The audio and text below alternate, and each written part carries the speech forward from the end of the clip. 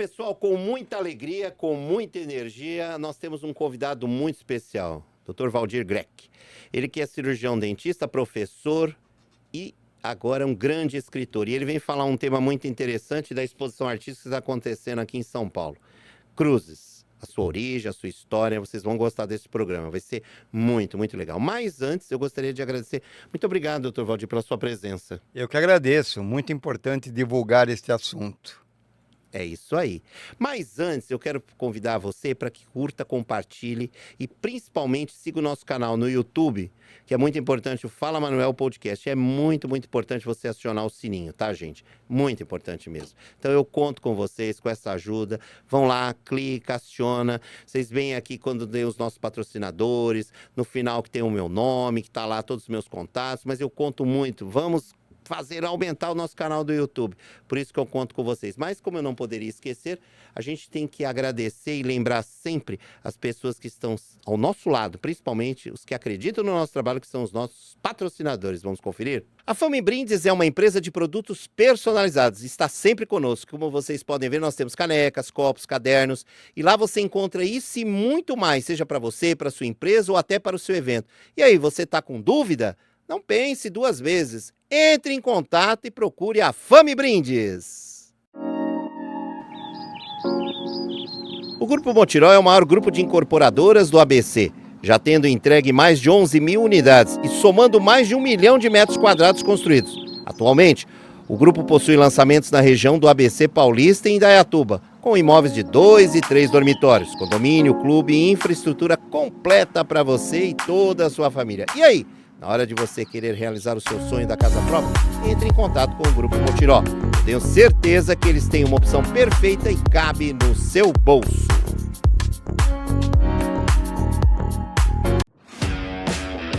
A Eletrônica Marques possui um espaço amplo e muito confortável para atender e receber muito bem todos os seus clientes. Para você que ama a tecnologia e precisa comprar celulares, cabos, carregadores, acessórios digitais, caixas de som e muito mais, não esqueçam. Tudo isso e muito mais você vai encontrar lá na Eletrônica Marques.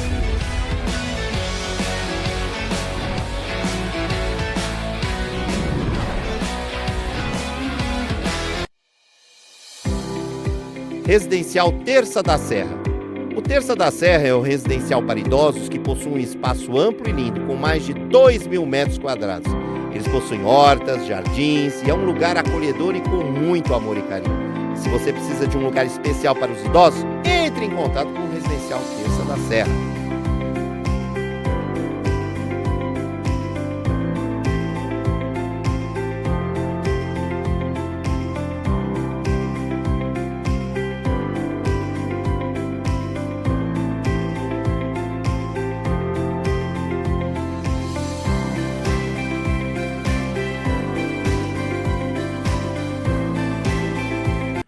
Bom, doutor Valdir, antes de começar, eu queria que o senhor falasse um pouquinho quem é o senhor, né? Quem é Valdir Greck? Valdir Greck é uma pessoa comum, um cirurgião dentista, professor universitário e, como hobby, eu sempre gostei de artesanato de uma forma geral. Como eu ensino aos meus alunos, é muito importante para o profissional odontólogo o adestramento dos dedos. Então eu sempre fiz uma série de coisas, como por exemplo origami, que é a dobradura de papel, e ensino aos meus alunos. E daí passei, porque afinal de contas é tudo árvore, papel e madeira também é árvore. Passei para a marcenaria já há alguns anos. Então é um hobby que eu tenho, a marcenaria hoje. Puxa lá vida. Agora, de onde surgiu esse interesse por cruzes? Bom, primeiro pela forma. Eu sempre me interessei, sempre gostei de ver cruzes, acho que a forma me atraiu, foi o disparador. E a partir daí eu comecei a estudar um pouco, eu sempre gostei muito de ler, comecei a ler e descobri umas coisas interessantes sobre as cruzes, porque nós temos muitas concepções erradas sobre cruzes. Ela realmente está presente na nossa vida muito mais do que nós imaginamos, ela é muito mais antiga do que nós imaginamos, a importância dela é capital para todos, e aí eu fui me aprofundando nesse tema. Agora, doutor, o senhor que trouxe aqui para nós, aqui, eu queria que o senhor falasse antes, né? Antes do senhor mostrar, eu queria que o senhor dissesse para nós em que momento deixou de ser um interesse para se tornar um campo de pesquisa e produção artística. Então, eu sempre fui um pesquisador, eu trabalho com metodologia científica. Então, na medida em que eu fui me aprofundando nas cruzes e vendo outros vieses, eu comecei a procurar artigos sérios, revistas sérias, livros importantes que falassem do assunto. E fui me envolvendo cada vez mais com isso, fui me apaixonando pelo tema. E aí passei não só a estudar o tema, como também a produzir cruzes. Tá. Agora, quando se fala em cruz, né? A cruz, todo mundo pensa a cruz de Cristo e tal, mas aqui eu vi que o senhor trouxe vários tipos de cruzes, né? Vamos falar no plural. Então eu queria que o senhor mostrasse ali pra gente Perfeito. quais tipos que tem e desse uma explicação de forma sumária aí para todo mundo entender. Então, quando se fala em cruz, todo mundo pensa nesta forma aqui. Realmente, eu estou com uma cruz na mão. Isto é uma cruz. Mas não é só isso que é cruz. Se nós formos ao dicionário de língua portuguesa, você vai ver que ele fala que são dois eixos que se cruzam. É verdade, isso é uma cruz. Mas em outros idiomas, inclusive, nós vamos ver que a definição de cruz é muito mais ampla.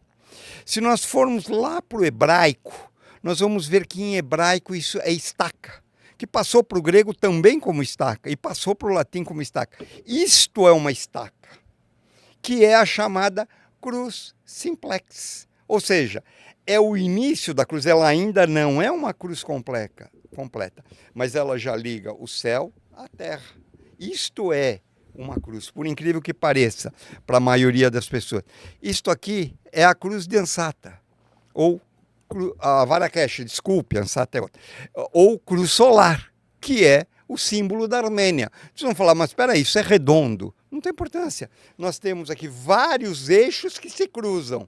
Basicamente, esse cruzamento é que é considerado cruz. E nós temos cruzes com um cruzamento, dois cruzamentos, vários cruzamentos, ou até sem cruzamento. Puxa lá vida. Tem mais cruzes. Tá, vamos lá. Então, vejam.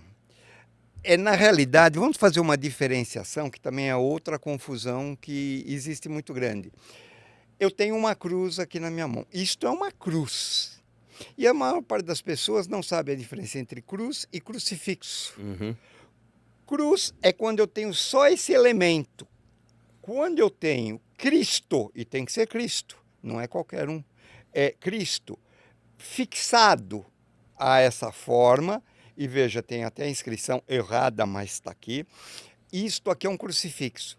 Então, uma pessoa fixada, quer numa cruz simplex, quer numa árvore como era lá 300 anos antes de Cristo, quer atualmente, porque por incrível que pareça a crucifixão existe até hoje, no Ceilão, por exemplo, ainda a pena de morte é a crucifixão. Então, a palavra crucifixão significa uma pessoa presa, amarrada, pregada a uma cruz ou a uma estaca, que seja. No caso, só quando temos Cristo é que chama-se crucifixo. Tá?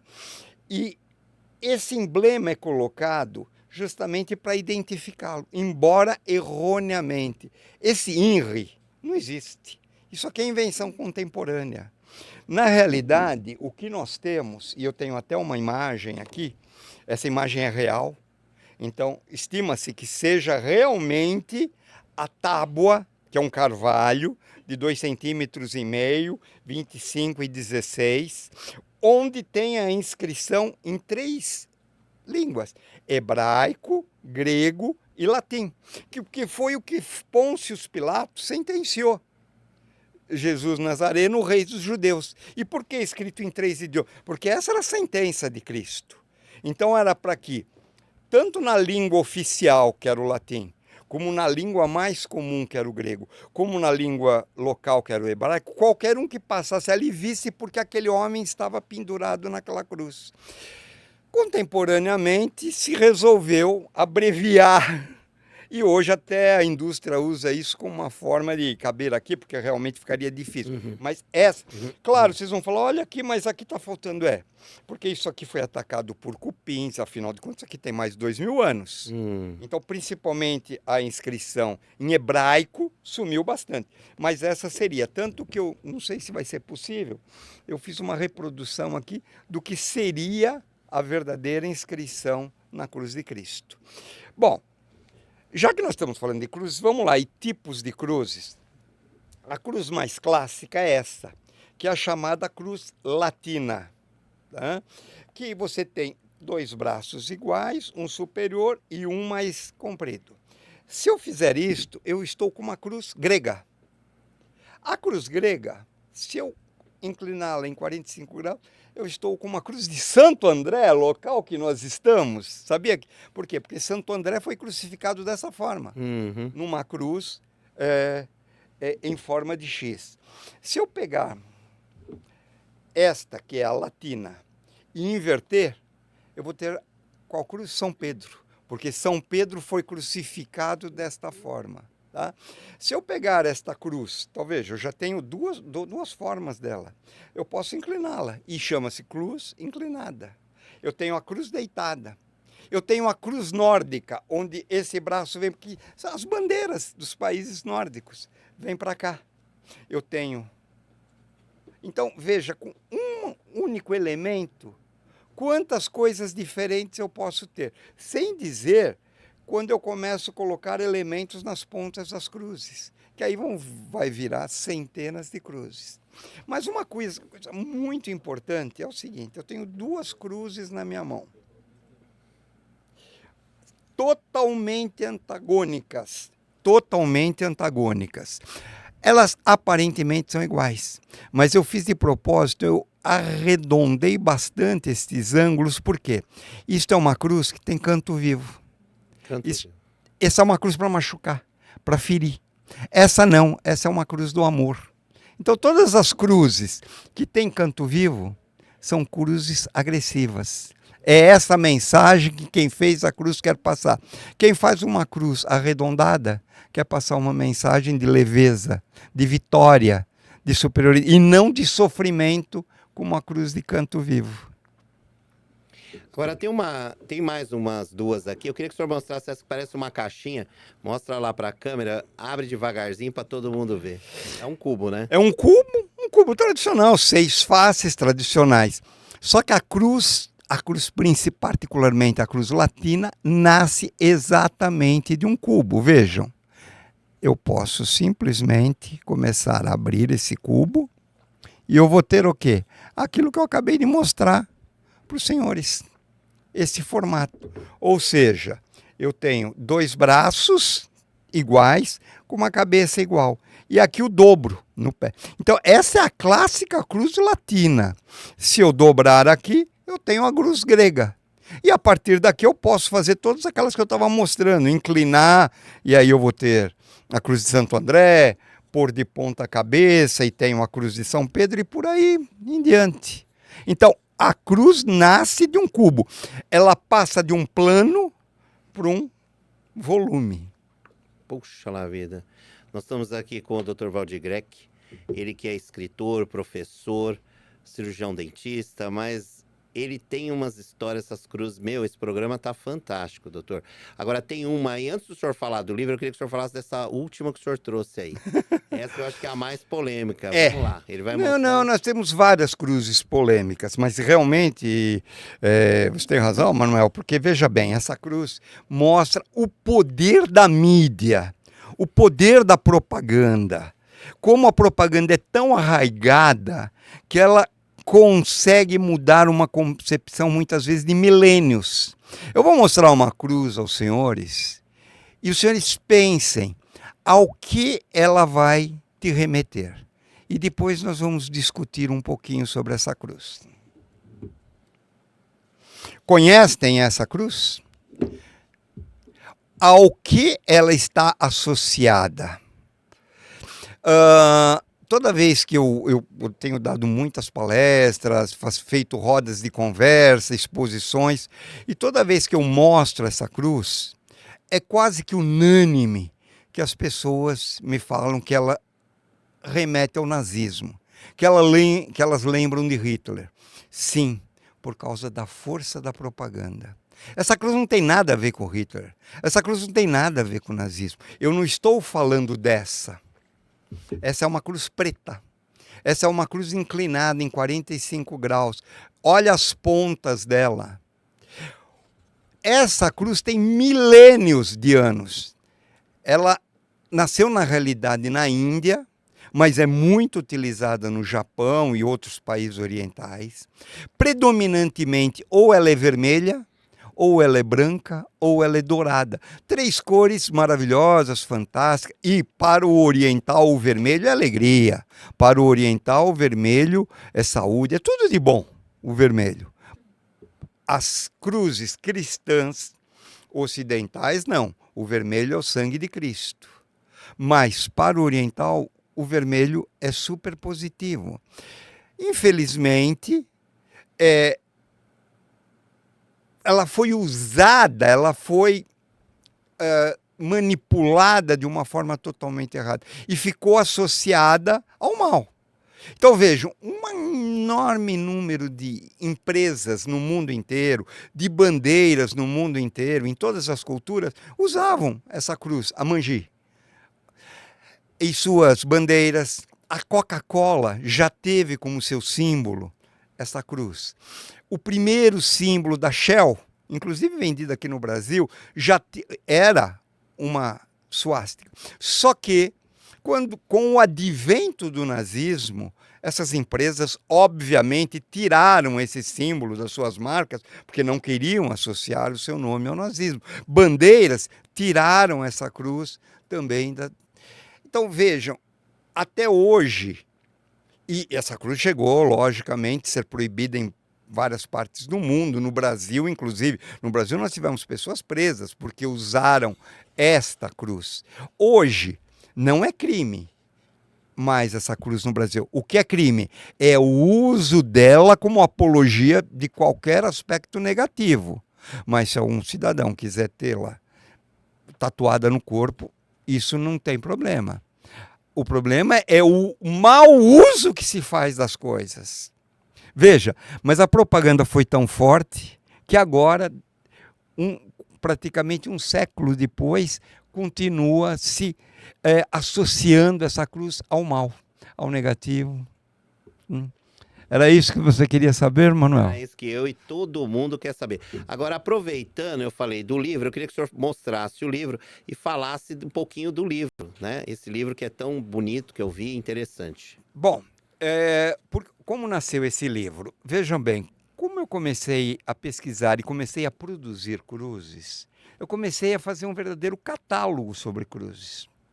Tamanho, forma, qual a cor mais ideal, qual o significado dela, porque eu não gosto simplesmente de reproduzir uma cruz.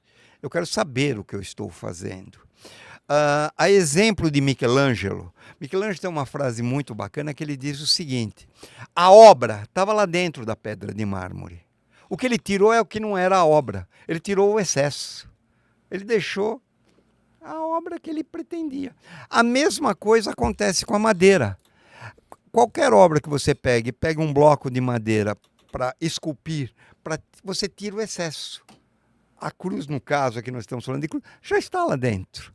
E eu comecei a pesquisar e fazer esse catálogo e anotar essas coisas, quer dizer, qual a melhor cor, o que simbolizava aquilo, para poder realmente reproduzir. Por quê? Porque algumas a minha proposta é reproduzir o mais fiel possível. Outras, a minha proposta é, eu vou modificar. Mas eu tenho que saber o que eu estou modificando. Então eu fui criando uma verdadeira apostila, que hoje tem 2.000 páginas. Porque o número de cruzes é muito maior do que a gente possa imaginar. E algumas pessoas vendo isso, visitando minha casa, me sugeriram: puxa, Greg, você tem esse material, por que você não transforma isso num livro? Até que um editor realmente me propôs. E a partir daí nós pegamos e começamos a catalogar, aprofundar mais ainda, e acabamos publicando esse livro que tem cerca de 120 cruzes aqui. Tá? Essa cruz da capa é uma cruz muito interessante, que é uma das minhas prediletas. Por quê? Ela é chamada Cruz de Jerusalém. É uma cruz bastante conhecida. Ela em si é uma cruz plana, isso é importante porque eu vou falar daqui a pouco. E ela tem uma cruz maior e 4 cruzes menores aqui nesses intervalos, tá? Que são as cruzes gregas, que eu já falei dela. E essas é uma cruz grega com potencas, tá? Vejam, o que representa simbolicamente, e toda cruz tem uma simbologia, essa maior representa Cristo. E essas 4 menores, os 4 evangelistas. Mateus, Marcos, Lucas e João. Até aqui é a simbologia clássica da cruz de Jerusalém. O que nós fizemos? Nós fizemos algumas intervenções nessa peça. Primeiro, eu deixei a cruz maior um pouco para frente das outras. Então, ela está em destaque. Ou seja, eu trouxe Cristo para o primeiro plano. Um detalhe importante, essa é uma cruz, eu falava dos cruzamentos, daqui a pouco eu quero falar um pouco mais, me aprofundar. Essa é uma cruz que tem vários cruzamentos. Ela tem um cruzamento principal, tem um cruzamento de cada uma dessas cruzes gregas e tem um cruzamento aqui da grega com a principal, dos apóstolos com Cristo. Mas mais que isso, é uma cruz que faz o seguinte, ela se destaca. Cristo, fisicamente falando, se afastou, mas os apóstolos continuaram a obra.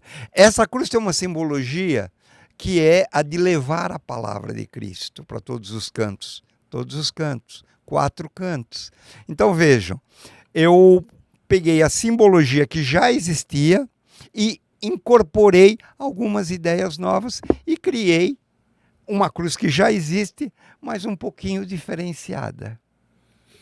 Gente, que aula. Que aula. Agora... Então, você falava do livro. Isso. E é a capa do livro, vejam. É exatamente esta cruz, que é a cruz de Jerusalém. Bom, como eu disse, então eu inicialmente no livro faço uma introdução. Por quê? Porque como existem esses conceitos errados, eu procuro definir realmente o que é cruz, quais os tipos de cruzes, o que representa a cruz ao longo da história, porque a cruz... Veja, nós não estamos falando de religião aqui, certo? Nós temos cruzes, a cruz de Ansata, por exemplo, é maravilhosa, que é a cruz egípcia, que é esta daqui. Muitos já devem conhecer, sabe? Mas pouca gente sabe o que ela realmente significa. Sabe o que significa, Manuel, a cruz de Ansata? Não. O útero feminino, os ovários e o falo masculino. É isso que significa. E veja que nessa imagem tem um embrião aqui. Ou seja, um paralelo com o cristianismo. Isso aqui não tem nada de cristão, isso é africano. Mas é da onde nós viemos. É uma cruz africana essa. Olha a simbologia dela. Só que é uma cruz muito pré-cristã. Milênios pré-cristã. Assim como a cruz, que eu já falei, a Marrakech, que é o símbolo da Armênia também. Então veja que não tem nada a ver com o cristianismo essas cruzes. O que o cristianismo fez? Ele aproveitou, ou seja, Cristo foi crucificado, um símbolo de dor, de tortura, que no início... Carregou a cruz. Que no início era escondido. Os cristãos não podiam usar uma cruz, eles não podiam se identificar. Eles usavam cruzes dissimuladas. Existem várias cruzes dissimuladas que recebem esse nome, usam o peixe, por exemplo, muito, usam o anzol. Só muito tempo depois, 3 séculos praticamente, é que começou-se a usar a cruz como símbolo cristão. Inicialmente, a cruz de dor, a cruz de sofrimento. Só que depois, quando você tira o Cristo da cruz, vira uma cruz de redenção, uma cruz de glória, uma cruz de salvação, de vitória. como, por exemplo, a cruz de Nica. Cristo glorioso significa aquelas 4 palavrinhas que tem na cruz de Nica. Então, nós, respondendo de novo a sua pergunta, da onde nasceu o livro? O livro nasceu disso, nasceu dessa nossa vontade de conhecer cruzes, de pesquisar cruzes e depois, até por sugestões alheias, de divulgar esse material. E como a cruz é muito importante para a humanidade, muito mais do que nós imaginamos, eu acho que um programa como esse é uma verdadeira utilidade pública. Para, inclusive, hoje está na moda a palavra fake, né? Nós temos muitos fakes sobre. Já falei alguns, por exemplo, o INRI, que não existe. E aqui nós vamos desmontar um outro fake. Como começam as cidades? De onde elas vêm? Alguém já parou para pensar nisso? Como nascem as cidades? Nascem de um cruzamento. Isso. Ninguém vai montar um bar, um posto de gasolina, no meio de uma estrada se eu tenho 2 estradas que se cruzam. É óbvio, eu vou ter o dobro de movimento. Brasília. Todo mundo associa Brasília. Dizem que Brasília, a inspiração é um avião. Errado. Está aqui, ó. Essa daqui está melhor. É a primeira imagem, tá, do Lúcio Costa. Veja, uma cruz. Está inclusive o número 1 aqui.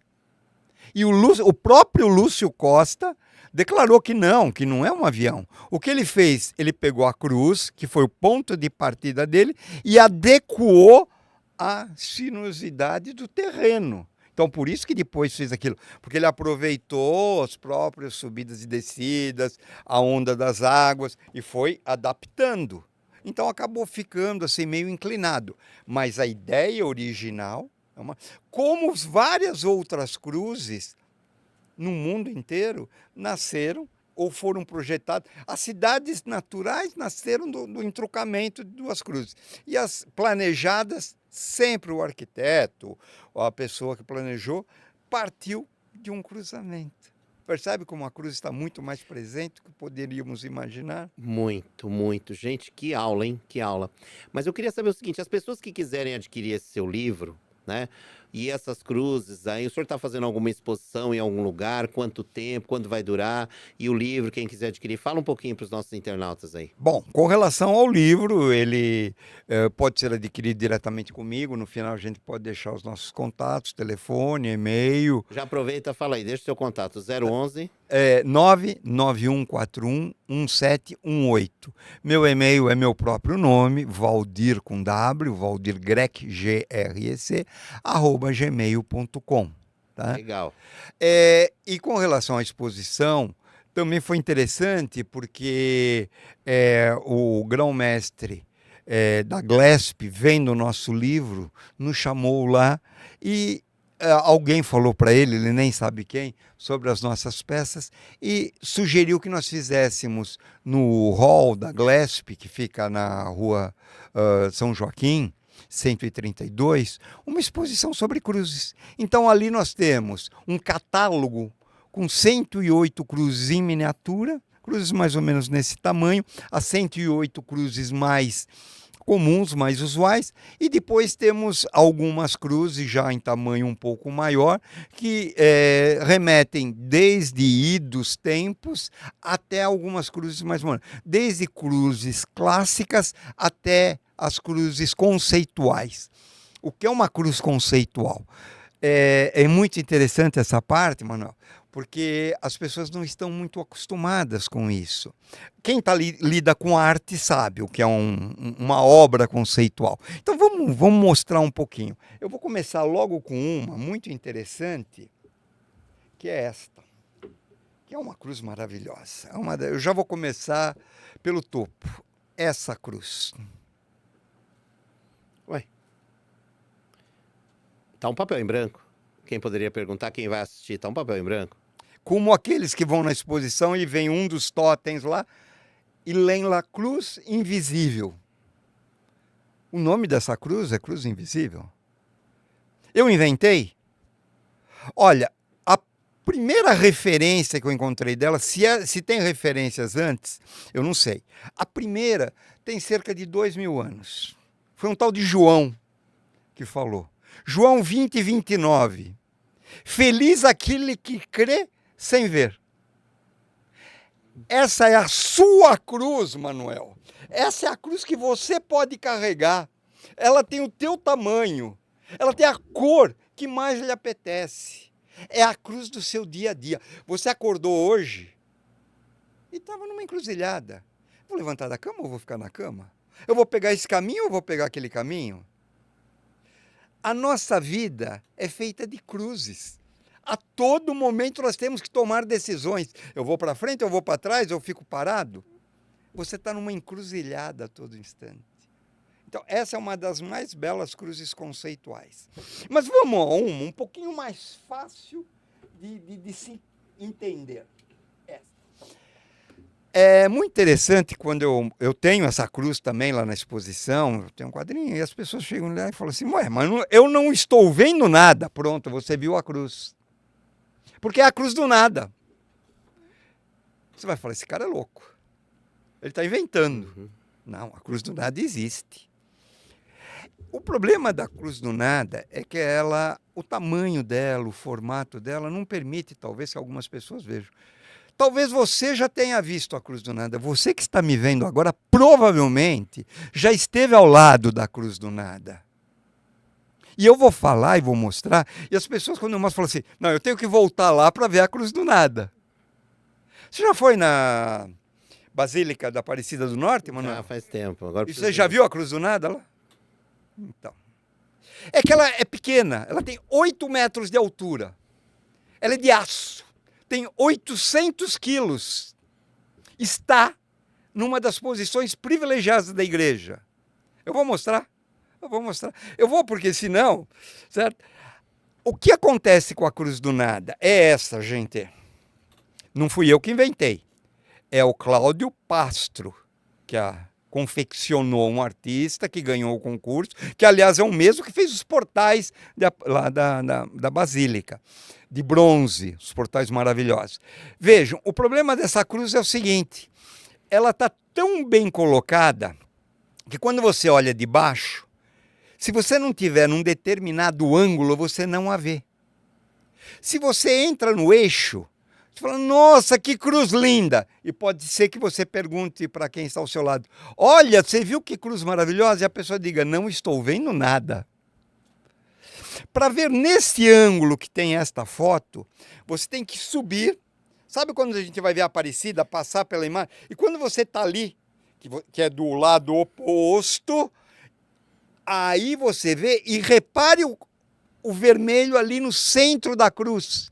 O vitral se encaixa perfeitamente na cruz e o coração de Cristo fica no local exato. Olha a genialidade do Criador desta cruz. Meu Deus. E ela é a cruz do nada, porque é muito comum as pessoas falarem, não vi nada. É o seu caso. Tenho certeza que é o caso de muita gente que já esteve em Aparecida mais que uma vez e nunca viu a cruz do nada. É uma cruz conceitual. Para vocês verem todas as cruzes, o que ele mostrou, o que ele está falando, para vocês entenderem um pouco desse trabalho maravilhoso do livro Cruzes. Né? Esse livro que pode ser adquirido, ele já deixou aí, vocês viram, o telefone, o e-mail, né? E vocês vão poder entrar em contato. Quem assistir aqui, vai assistir, pode curtir e compartilhar. Agora, eu tenho que aproveitar aqui que o tempo vai urgindo, né? A gente sempre fala isso. Dr. Valdir, a cruz ela ainda pode ser um símbolo aí de violência e de transcendência ao mesmo tempo? Claro, com certeza, veja bem. Isso é importante se frisar, inclusive o mau uso da cruz nesse sentido, até hoje existe no mundo. Já ouviu falar da Ku Klux Klan? Filmes a cruz de fogo? Veja, tem coisa mais horrorosa que aquilo? Não. Percebe como hoje nós estamos vivendo? A cruz, eles usam a cruz como símbolo do mal.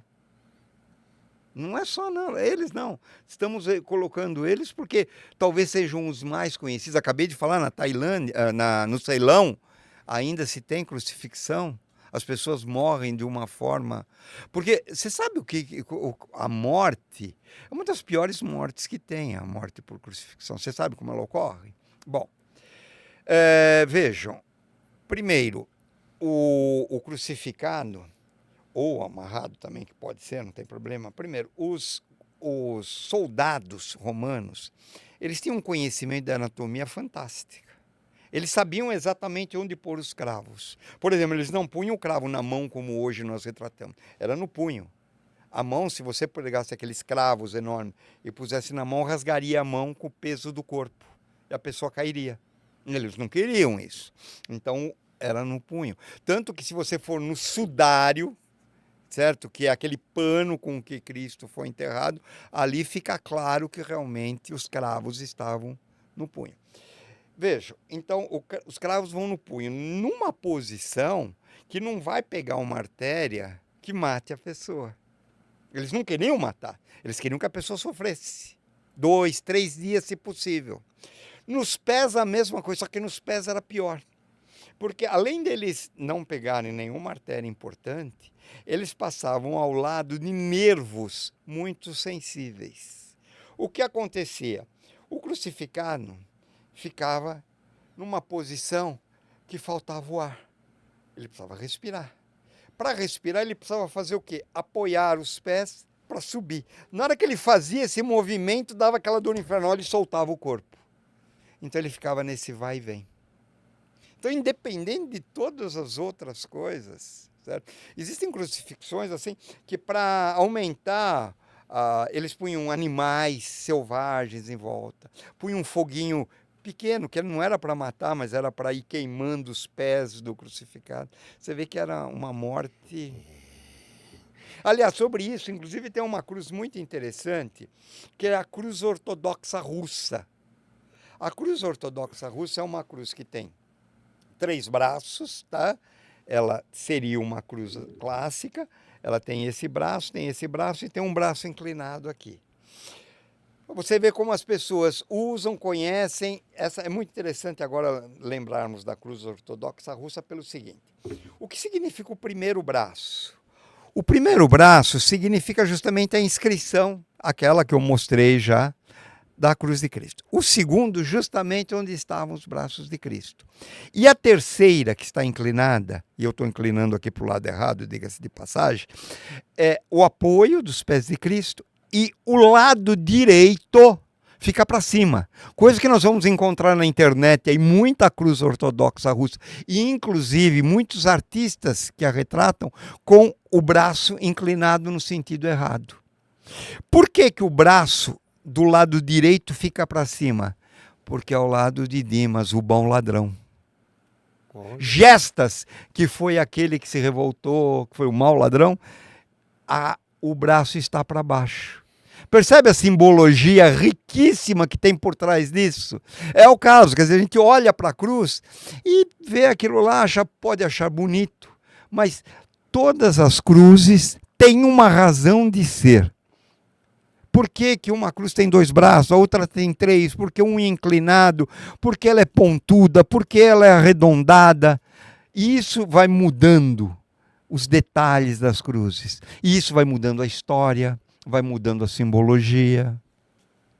Puxa, que aula. Volto a repetir, sempre eu estou dizendo isso, que aula. Doutor Valdir, me diga uma coisa. Se o senhor tivesse que fazer um recado aqui, um fechamento, se o senhor pudesse resumir em uma ideia, o que a cruz é para o senhor? A cruz é o início, o meio e o fim. Vocês viram? Início, meio e fim. Dr. Valdir Grech. Dr. Valdir, eu queria agradecer muito, mas muito. Eu quero que o senhor volte outras vezes para falar outros temas. Perfeitamente. Eu quero que o senhor volte. Esse é um dos primeiros que o senhor vai fazer muitos outros programas aqui. O senhor como professor, cirurgião dentista, escritor, né? Essa exposição que nem o senhor falou que está fazendo lá, lá na grande loja, o senhor que está fazendo, o senhor tem muita coisa para falar. Isso é apenas ponta do iceberg. Mas antes de mais nada, para terminar, eu gostaria que o senhor deixasse o recado, as suas considerações finais aqui do nosso programa. Vejam, a vida está bastante pesada. Hoje nós vivemos num mundo bastante violento. Hoje a insegurança reina. Nós temos que realmente elevar nosso espírito. Nós temos que realmente tentar viver da melhor forma possível. E a arte e a cultura são formas que podem aliviar um pouco essa dureza do dia a dia. Quanto mais as pessoas se aproximarem da arte, quanto mais cultura, e veja, eu não estou dizendo estudo, conhecimento, estou dizendo cultura. Uma visita a uma exposição nos traz uma enorme cultura, alegra o nosso dia, nos tira um pouco a violência que nos cerca. Então, quanto mais as pessoas se aproximarem, não só da cultura das cruzes, de qualquer cultura, certo?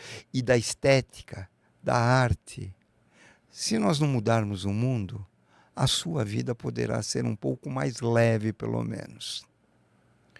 Que coisa linda, maravilhosa. Acho que todo mundo aqui que está aqui com a gente e todo mundo que está assistindo está assim, meu, que aula.